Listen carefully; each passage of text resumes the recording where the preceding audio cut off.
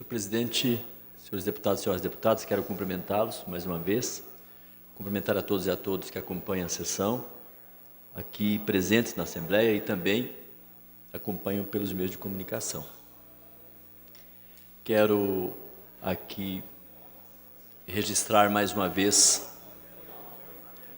a minha indignação com o golpe que está sendo praticado no Brasil, que é fruto, na verdade, de um golpe parlamentar.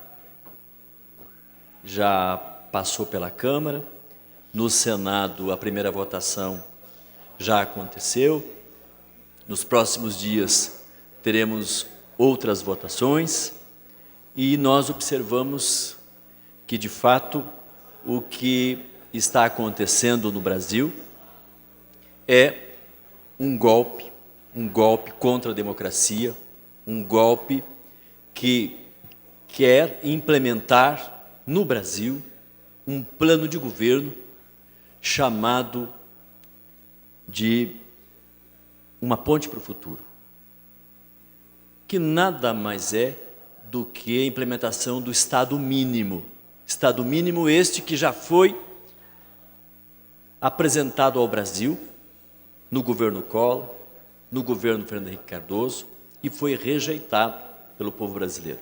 Estado mínimo que já foi apresentado em outros países e foi também, do mesmo modo, rejeitado nesses países onde ele foi apresentado e implementado.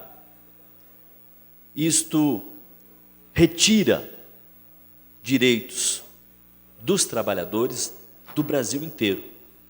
Quando propõe o governo de fazer um Estado menor, com privatizações, com concessões, e aquilo que não for possível de privatizar, conceder, permitir, trabalhar com a terceirização. E nós sabemos que isto significa prejuízo para a maioria do povo brasileiro. Também observamos que o ataque vai para a legislação trabalhista. O governo chamado temporário, provisório e ilegítimo, ele está apresentando propostas de mudanças profundas que não serão temporárias. Mudanças, por exemplo, na CLT, mudanças na Constituição brasileira, mudanças que colocam o trabalhador, a trabalhadora, numa posição de desvantagem na negociação com os empregadores, com seus patrões. Propõe mudança na Previdência. Mudança na Previdência não é para fazer com que quem sonega pague Previdência. Não é isto. É para ampliar a idade. Hoje, nós temos uma fórmula que já achamos que ela é injusta, que é 85-95. Ora, isso no serviço privado, somando a idade com o tempo de contribuição do trabalhador homem, dando 95, então ele tem o direito de se aposentar com salário integral. Claro, respeitando o limite, que tem um teto, que é de R$ 5.200. Mas se ele não preencher hoje esta fórmula 95, não recebe nem os 5.200. É proporcional. Mas isso significa 35 anos de contribuição, 60 de idade para dar 95. O que está propondo o governo? Elevar contribuição para 43 anos de contribuição.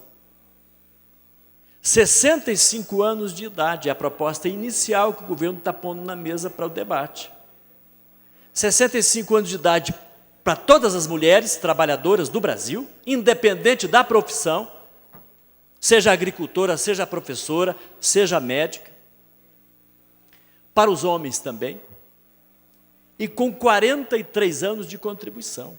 Ora, a maioria do trabalhador e da trabalhadora brasileira não alcançará a aposentadoria. Com esta proposta, certamente, a maioria morrerão antes da aposentadoria. Então é muito grave o que está sendo proposto. Está propondo também o governo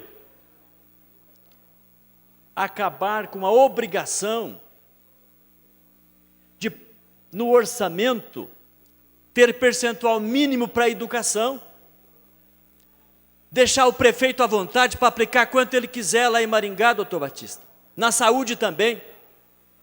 Deixar o governador à vontade para aplicar o percentual que quiser na educação e na saúde.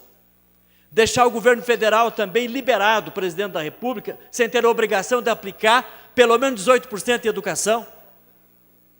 Isto é o fim da educação pública no Brasil. Porque na hora que os orçamentos não tiverem obrigação constitucional de reservar o mínimo para a educação, é a falência da educação pública no Brasil. Quem mais precisa da educação pública são os filhos da classe trabalhadora. Não terão, se acabar com o percentual mínimo em educação. Também na saúde. Se já está difícil ser atendido pelo Sistema Único de Saúde, se tirar a obrigação de aplicar o mínimo em saúde, aí sim que a fila vai aumentar.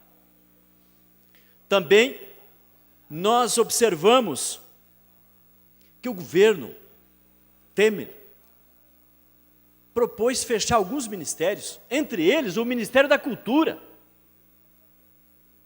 Se já se investia pouco em cultura no Brasil, certamente vai ficar pior. E há um movimento do Iapoque ao Chuí na defesa de ministério como este, que é o Ministério da Cultura. Há, inclusive, aqui em Curitiba, vários militantes da cultura ocupando o IFAM. E há no Rio de Janeiro, São Paulo, em Belo Horizonte, também ocupações. É um absurdo. Quando você acaba com o ministério, não é apenas fechar o ministério. É você também acabar com vários programas, com várias políticas públicas que aquele ministério criou ao longo dos anos. Então é importante demais que a gente atente para isso. Por muitos anos, a agricultura familiar lutou para ter linha de crédito, para ter investimento, para ter assistência técnica. Quando consegue, aí o ministério é fechado. Ora, a economia que farão é muito pequena, diante da necessidade que tem de implementar políticas públicas a favor de quem mais precisa. Então é importante registrar que essa proposta de Estado mínimo, ela é boa para poucos, porque no Estado mínimo não cabe toda a população. Cabe aproximadamente 2/3 da população. 1/3, ele é jogado à margem da sociedade. E mesmo esses 2/3, que são incluídos no modelo de Estado mínimo, também não é bem tratado. Também é tratado com muita crueldade. Porque você fazer um trabalhador trabalhar a vida toda, contribuindo para um fundo de previdência, e ele morrer antes de alcançar o benefício, e aqueles poucos que alcançarem, terão um benefício menor do que o que temos hoje. Então é muito grave, é um governo ilegítimo, não reconhecemos este governo, não será nunca presidente um governo golpista, será sempre golpista, portanto, não podemos concordar. Veja, um governo que escolhe um ministro para a educação, como o deputado Mendonça Filho, que se colocou contra por 10% do PIB na educação nos próximos 10 anos, se colocou contra investir os lucros do pré-sal na educação, 75% na educação, se colocou contra o ProUni, por exemplo, para a classe trabalhadora, justamente ele, para cuidar dos destinos da educação no Brasil. Então, não tem, evidentemente, o nosso apoio, tem a nossa repulsa e denunciaremos sempre. Jamais será presidente o Temer, será sempre um golpista.